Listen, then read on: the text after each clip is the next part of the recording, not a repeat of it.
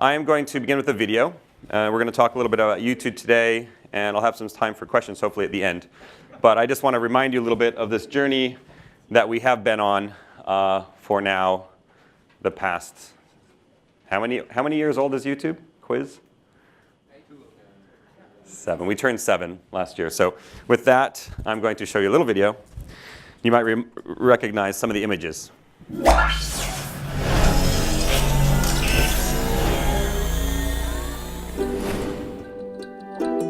When we first started, it was just trying to share these clips with one another. We saw the power of simplifying a process and giving everyone a solution.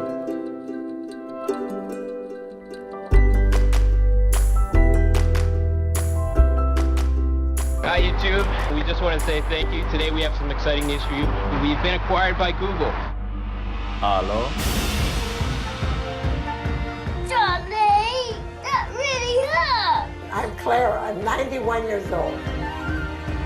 This is the CNN YouTube debate.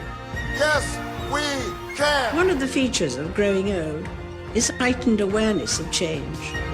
Is this real life? Oh my God, you're walking. We can't stop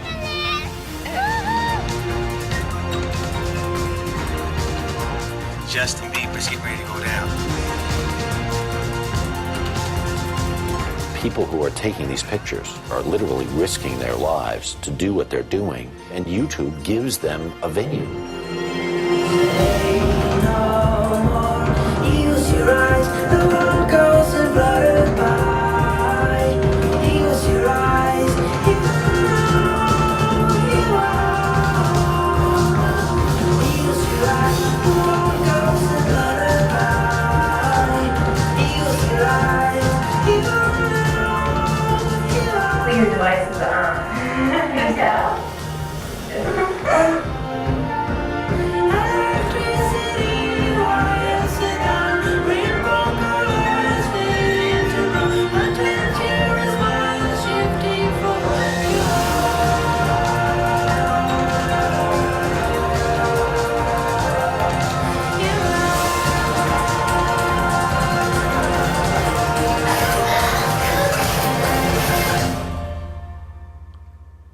Wow. Get a tear in my eye. No, really, I mean, I remember doing the first deal with Buckingham Palace. I remember talking to the first broadcasters and working with governments when they were trying to figure out what to do with us. I did an interview a little while ago with somebody here, and they were asking me, what are we doing to convince broadcasters to work with us? And I thought, well, we don't really have to anymore. I think we've come to a point where YouTube has evolved, where it's global. I think the impact that it's had, and let me say more than the impact of YouTube, the impact of the internet, the impact of video on the internet, the impact of storytelling without borders, which happens to be encapsulated in this case by YouTube, has changed how we create, how we consume media. It's changed how we share information. It's changed how people who didn't have a voice now have a voice. And so we are open to partnerships of all kinds. But I think we've moved beyond that question of whether you should work with us, and now most of the conversation is how should we work together. So I'll be talking a little bit about that, whether you're a partner, an advertiser, or a user. 800 million unique visitors every month. And I'm going to just reiterate some of the numbers. Over 4 billion views per day. When Google acquired YouTube at the end of 2006, there were 100 million views per day. And I remember sitting on the Google side before the acquisition, watching them go from 10 million to 40 million to 60 million to 80 million. We're like, wow, that's record-breaking. Nobody's ever had that before. 100 million views per day. Now it's 4 billion, and it's only getting bigger. Why is it getting bigger? Well, the fastest growing category for views is mobile. Over 50% of the views of YouTube in Korea are on a handset. It's about a fourth everywhere else in the world, roughly. This will become the #1 way to consume YouTube videos, no doubt, will be via mobile handsets as more people get smartphones, greater connectivity, fixed price plans, no surprises in your phone bill when you happen to watch a video on YouTube. It's not just about consumption, though. It's about participation, right? This is different. This is why it's completely different than broadcast. 72 hours of video uploaded every minute of every day. Now, you could say, sure, a lot of that stuff doesn't interest me.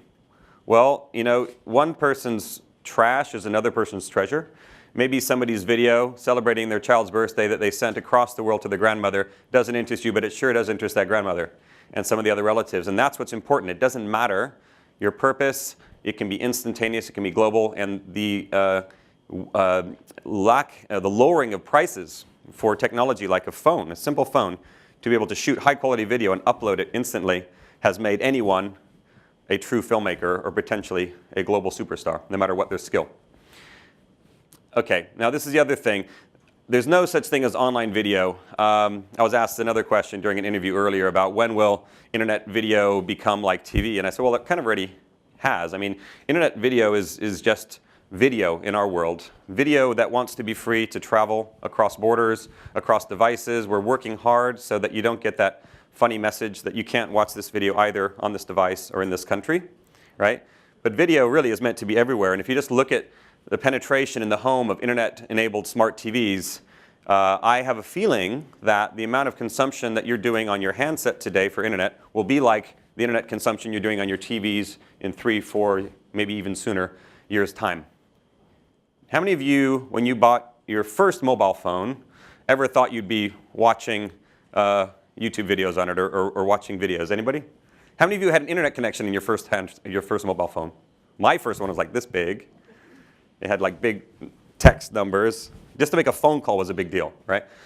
How many of you would ever buy a phone today that didn't have internet capabilities, right? So you have now become habituated to this being normal, and you will not take anything less. I think the same will happen with smart TVs. Okay, and it's not just about devices. It's not just about being accessible anywhere. It's not just about being global. It's also about real time. So internet streaming and live broadcast has become something that used to be very difficult. It is still quite expensive, but it is now something we can do at large scale. So we did the royal wedding. We worked with Buckingham Palace again, and we were amazed. There were like 72 million views of this wedding. Maybe we had 50 or 100,000 people watching at any one time, right? So that was peak capacity in HD, and that was amazing. And then we worked with the Olympics, and starting in Beijing, but this last one in London, we actually worked on live streaming the Olympics into 60 countries around the world that didn't have broadcast deals, or that didn't have internet-enabled broadcast relationships. And so the Olympics became the broadcaster, and we had millions and millions of streams. The peak we hit was about 500,000 at any one time, right? That's big. In internet world, that was the biggest we'd ever seen. Then came this guy in the upper right. You know this guy? What's his name? Felix Baumgartner? Oh yeah, this guy too. That was the Olympics. But this guy jumped from space in a Red Bull sponsored event, and he had 8 million concurrent viewers. So we jumped from a previous record of about 500,000 to 8 million in about a month. So where is the record? I don't even have any idea where it's going to be. Now keep in mind, 8 million simultaneous viewers on YouTube is a big deal. On the internet in itself is huge. It's never happened before.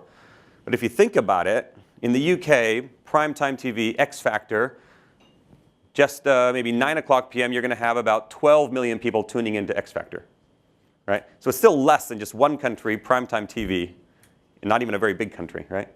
So the potential is unlimited if you were to take our 800 million viewers and tie in something that they all want to see at the same time.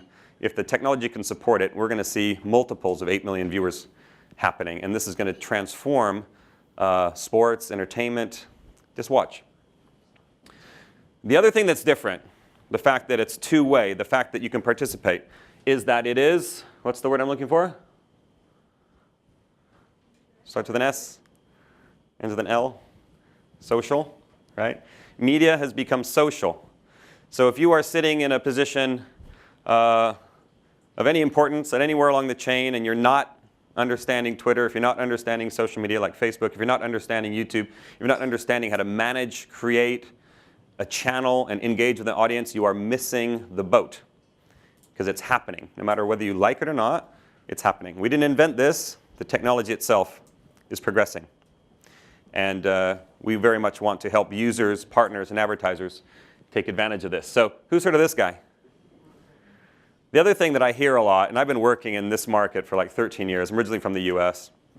I have family in the Middle East. I'm kind of a nowherean. I'm from all over the place. And I love the fact that the internet gives me access to things that I would have never seen in my home country, wherever that is. and access to things that I could see. Because I lived in Japan, I could watch American baseball on the internet. You know, I could do these things that weren't possible before. But people have said, well, you know, as things become global and everything becomes accessible, isn't it just sort of Western media overtaking and dominating the world? Well, ask Cy whether he believes in that now. I mean, talent is global. Talent can come from anywhere and does come from anywhere.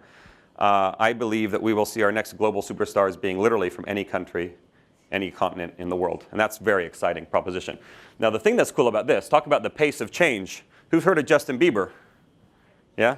He's got 34 million followers on Twitter, unheard of.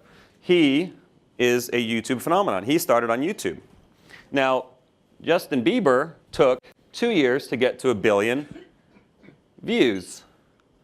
Didn't even get to, this is about almost 800 million views on YouTube. Cy, it took him 2 months. So again, think about the pace of change. Think about from the royal wedding to the Olympics to Felix Baumgartner jumping from space, how quick things happen. I have a feeling that somebody is going to beat that record quite soon. Who knows what the biggest trend on YouTube is right now? Hey, give that man a prize. Who knows what the Harlem Shake is? Anybody? Anybody? You want to see it? Okay, forget Gangnam Style. That's so last week. You got to be quick. You got to keep up. You got to be down with the kids.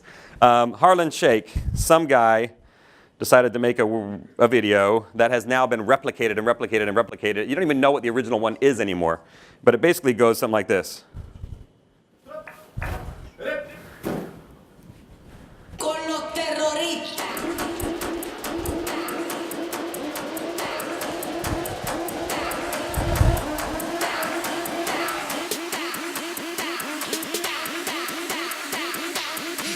Harlem Shake.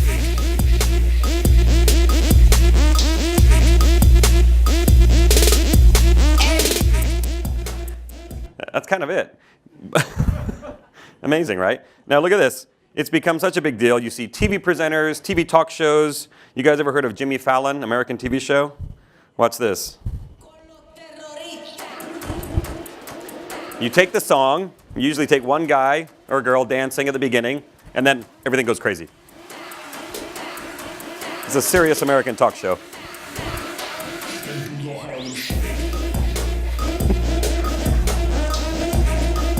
So I want to see you all doing the Harlem Shake by the time you leave here. Anyone can do it. We can go back to the slides, please. So we actually put this on our YouTube blog. We talked about the Harlem Shake. We said these spin-offs are spreading very quickly. As of the 11th of February, around 12,000 Harlem Shake videos have been posted since the start of the month, and they've already been watched 44 million times. As you can see in the chart, over 4,000 of these videos are being uploaded every day. 4,000 versions of this. People in their homes, military from Norway, the Navy, people from Iraq, uploading their own Harlem Shake videos. And we thought, oh, maybe it's plateauing out. Maybe it's getting a bit, yesterday already. This was the 11th. This was 3 days later, we updated our blog. Oh, by the way, it turns out that was the little plateau part, right? Right there, boom. Over 14,000 versions per day are being uploaded. On aggregate now, over 175 million views, and that's 2 days ago. So this is probably up here, and probably about 16, maybe 18,000 versions per day. Every school, every kid, every office. I just got an email saying we're going to record our YouTube third floor Harlem Shake video at 2 p.m. on Thursday. I recommend you try this. Anyway, comes and goes. But again, pace of change, incredible, incredible. So what else is happening? We announced last year, beginning of the year, and also in Europe, that we were going to be working with lots of different talent of all shapes and sizes, big and small, big broadcasters like Disney, and individuals who'd been successful on YouTube to help support original channels, development of new concepts that were generally in very niche content categories. A channel on skateboarding and extreme sports with Tony Hawk, from Tony Hawk Ride channel. He was a famous skateboarder. A channel on comedy and a channel on dance from Madonna, and channel here from Jamie Oliver, for example. And this is a very exciting thing. It's very exciting because the pace, again, of change is very fast.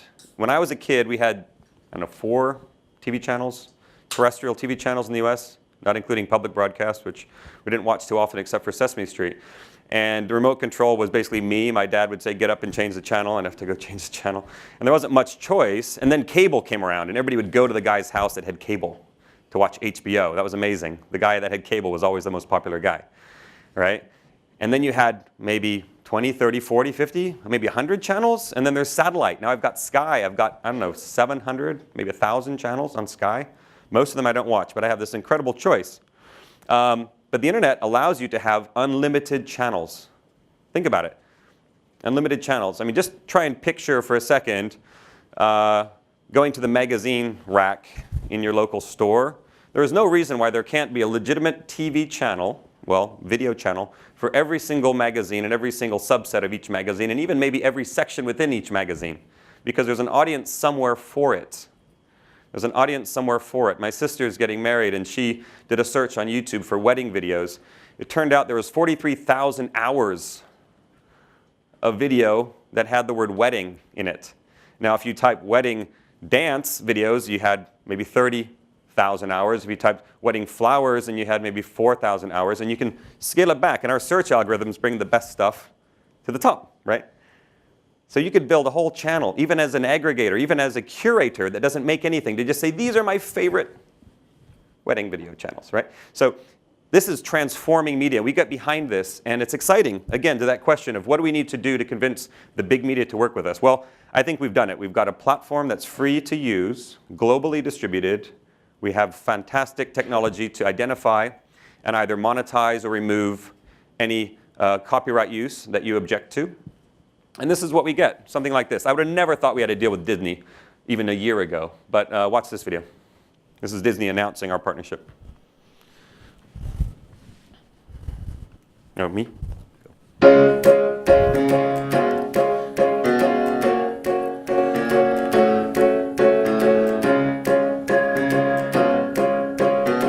Hey everyone, this is Taylor Rosenbauer. Just here to tell you about a new partnership between myself and the Disney Network on YouTube. It's a good day to be you.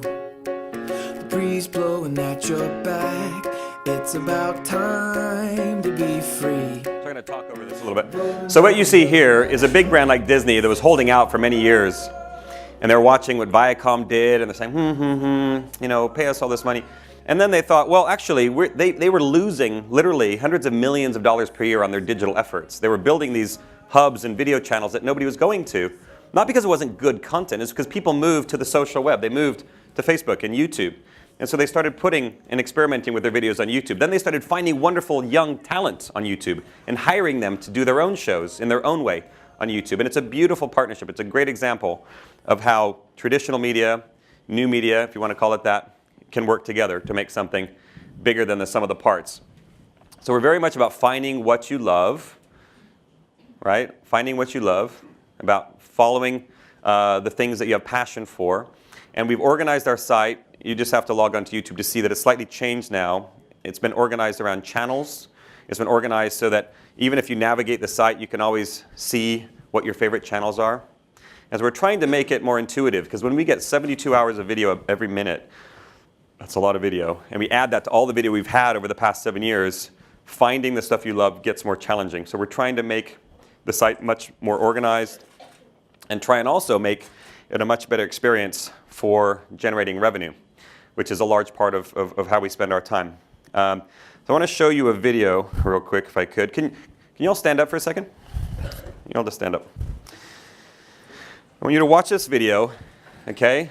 Now imagine that you're sitting at your desk, you've got your browser open, you click on this video somehow, somebody sends you a link, and I want you to sit down at the moment where you would just turn your head and walk away, or click away, or turn it off.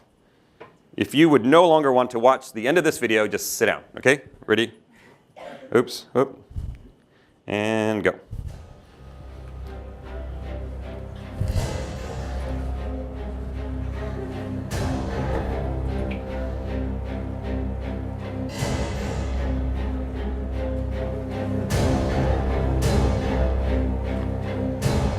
You can stand up again if you get interested again. You get just lazy after lunch. Have you seen it?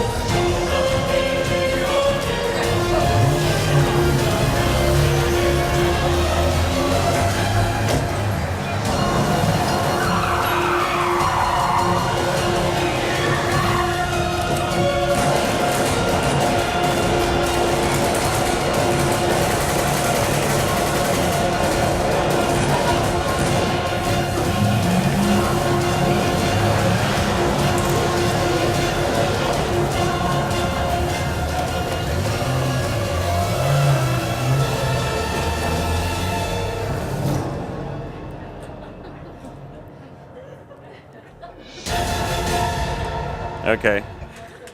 So you all just basically watched an advertisement that was about 1.5 minutes long. And for those of you that turned away, you know, that's perfectly fine. You didn't bother us. You've seen it before. Okay, so you would have stayed up.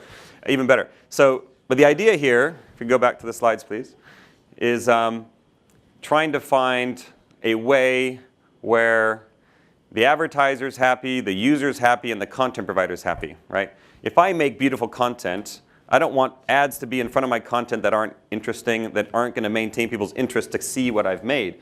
If I'm an advertiser, I want to make sure if I'm paying for that space that I know and understand what my interaction is, right? You don't get that on TV. They say on TV that 50% of what you spend goes to waste. The problem is you don't know which 50% it is. So you have to spend it all to get the audience that you want. Here, we know very, very clearly if a user is interested in what you've put in front of them. We know, the advertiser knows, maybe it's a great ad, but it's for the wrong content. So if we start to see a lot of people clicking away, we might test that ad with different types of content, different demographic, different market, different language. And so finding that wonderful sweet place between the viewer's interest, the creator's interest, and the advertiser is what we spend a lot of time doing. And we have something we call now TrueView, which is our skippable ads that give you just this type of choice that you had, the ability to skip away if you're not interested. And it's great, actually, because your skipping away is as important to the advertiser as you watching it, because you're letting them know whether you're the right person for the product. And guess what? For all those people that watched it, they pay us and they pay the partner a lot more money than they would pay for just somebody who were watching it only because they had to get to the content. Does that make sense? So it's changing the way advertising works, and I have a feeling, again, that this level of sophistication in monitoring, tracking, and measuring advertising will appear also on your televisions as internet-enabled televisions become more common. So that's kind of it. I think we're organizing ourselves to be a social and an increasingly social viewing experience, organized around channels, not just individual videos, so you can maintain viewership. I got a call yesterday from one of the record labels, and they said, hey, we've got this wonderful new album launch of this great artist, Michael Bublé, and you guys want to do something exclusive, otherwise we're going to go do it on Facebook or do it on Twitter. And I said, well, that's kind of a silly conversation. Why don't you put the video on YouTube, embed it on your Facebook page, and tweet about it, right? Get the best of all three, because trying to find the highest bidder who's going to have an exclusive and limit your viewership is really, in my world, yesterday. It's a Gangnam Style concept, right? That's a yesterday concept. Take advantage of all the different parts to get the biggest bang for your buck. And when people come and say to me that YouTube is cannibalizing music, for example, I say, well, what was the #1 music download on iTunes for the past 4 months? Gangnam Style. Ooh, really? So did YouTube cannibalize iTunes? No. What we did was we provided visibility to something that then permeated across all the different media devices, media platforms, right? He was more popular on TV, he was more popular on downloads, he was more popular on Spotify, he was more popular in the CD store, he was more popular, because he had visibility, right? He had exposure. And so I think if you do it right, everybody can win in this new economy. So we want to launch more countries, we want more creators, we want more partners, and we also want to make sure it's available on all devices. TV devices, handsets, tablets, live, on demand, short form, long form, it doesn't matter. It's user choice. And we even experiment with pay content potentially going forward as well in more markets. So that's kind of it. I have time for a few questions, I think. Yep.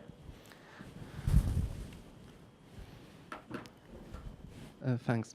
There are a lot of ebooks called How to Be a YouTube Superstar. And in summary, it comes something like this. When you want to earn money, do something funny or stupid or keeping you in tension, and that's all. And it must be short. So how about the quality of videos? That's a really good question. I mean, do you need to be a cat that falls off a table and lands in a bucket of Mentos with Coca-Cola to be successful on YouTube? No. I mean, interestingly, again, going back to Gangnam Style, Psy was popular in Korea for years. He was a huge superstar there.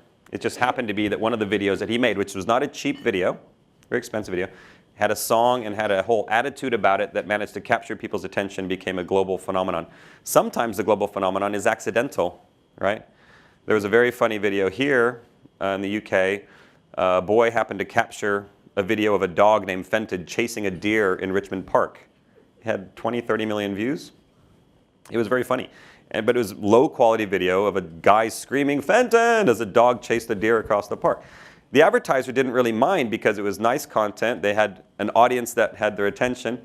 See, the advertisers are more interested in audiences in some cases than the content itself. As long as we provide them with a safe environment for their content to be consumed, as long as we give them good measurability, they're looking really for audiences. Now that being said, there's a lot of sponsorship money that's looking for great content opportunities. Now, they don't judge the cost of the content, right? They judge the impact of the content. We have a lot of users on YouTube, people who do beauty and makeup tips, for example, who are making really good money because you've got Unilever, which has shampoo and hair care and beauty products that wants to sponsor all these channels of all these wonderful young ladies who have maybe 500,000 to 1 million views each per month. But on aggregate, that's a great way to target an audience if you're a big advertiser. So, I think people ask about the quality. I say let the user judge the quality, and they will judge with their votes. They will judge with their attention. And by the way, we have a lot of people who try and game our system, right? So they use fancy titles and images to try and get people's attention. We have really good ways to knock them off the lists if they're not seen as maintaining attention. So one of our new focuses is what we call watch time, and the amount of time people spend on a video or on a channel is the new way to measure quality in our world. It's not a subjective, that's good, that's bad. It's, does this channel maintain people's attention? And that becomes a new currency.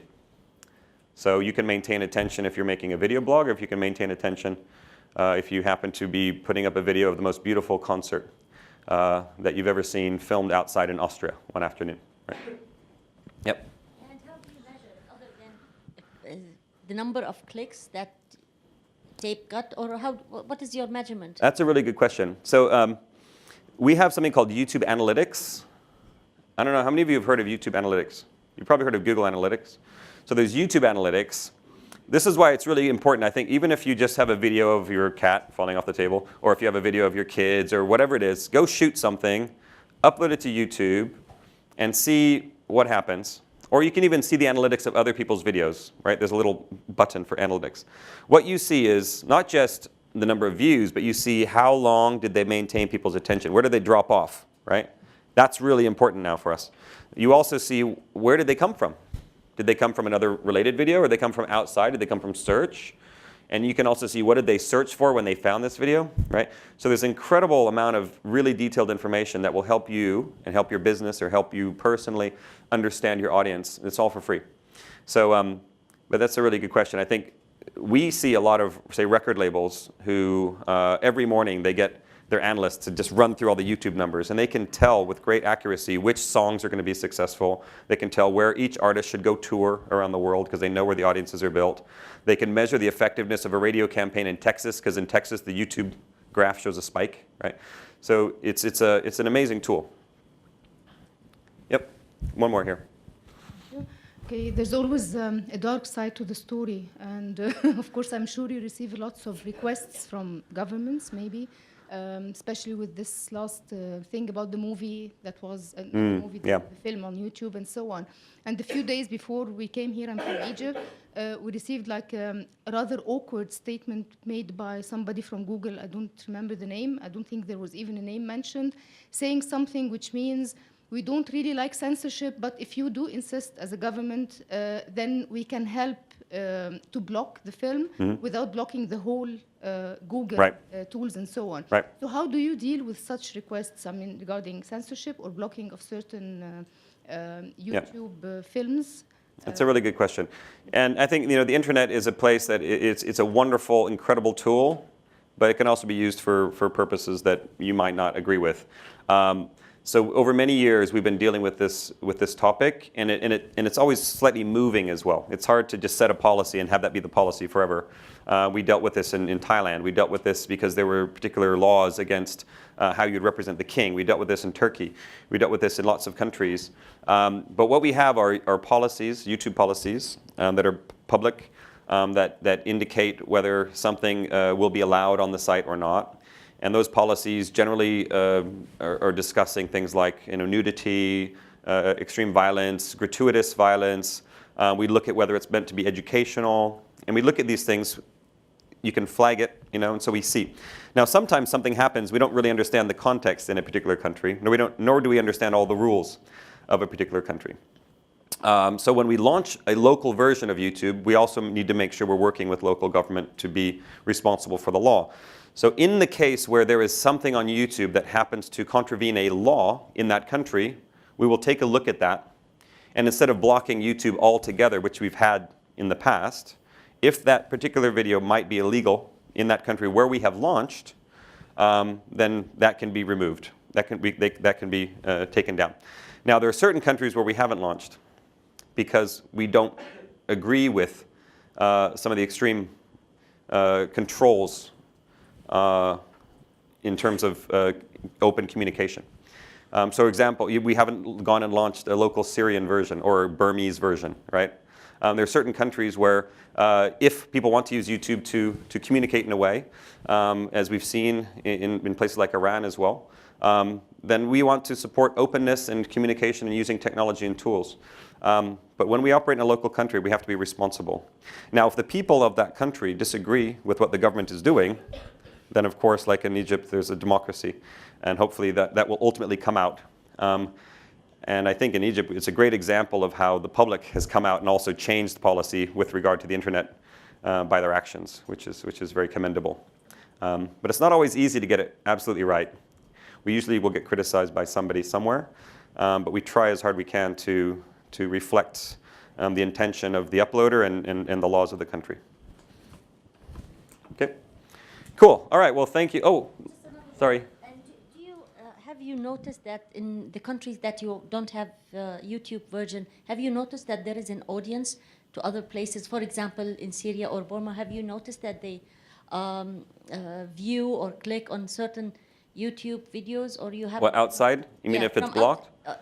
Watching inside their countries to outside. Have you noticed? Well, yeah. I mean, that's the thing that's great about YouTube is people are watching stuff from all over the world. I was looking at the list one day of what were the most consumed videos in Chad, the country Chad, where we had like 50 views on the entire day, and 3/4 of them were about building a dam. There are people watching videos about how to build a dam. It was about from 1970s. It was amazing. So we can see and look at the numbers. You can even go and take a look in each country what's the most popular video. I think what people watch is as broad and diverse as people's interests, right? And that's a beautiful thing, which is why it's important we try and support as many content types as we can. Just an example. Have you noticed that, for example, people in Syria are watching the protests? They're watching Gangnam Style and Harlem Shake. Yeah. No, I mean, I don't know. It's hard to say. It's hard to say. But I would imagine that when something becomes big in the news, people in that country will try to watch it. It's a question of whether or not they can get access. I think that's my concern in some countries like that. When there's difficulties, access is in itself the biggest challenge, not interest. Okay, I'm going to go before I get yanked off the stage physically. I really enjoyed your questions and speaking with you guys. Hope to see you again soon. Thank you.